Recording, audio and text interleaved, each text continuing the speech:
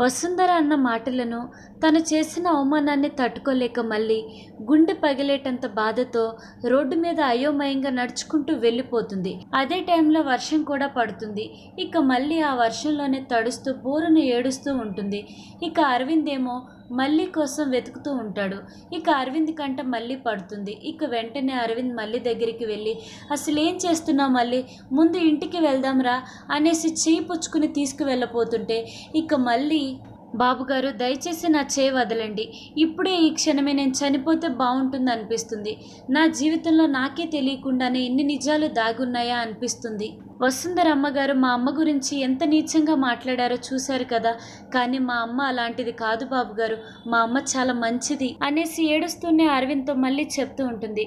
ఇక అరవింద్ ఏమో, మళ్ళీ మీ అమ్మగారు ఎలాంటి వారో నాకు తెలుసు, ఆ వసుంధర మాటలను అస్సలు పట్టించుకోకు అనేసి అరవింద్ మల్లికి ధైర్యం చెప్తూ ఉన్నా ఇక లోపల ఇలా బాధపడుతూ ఉంటాడు.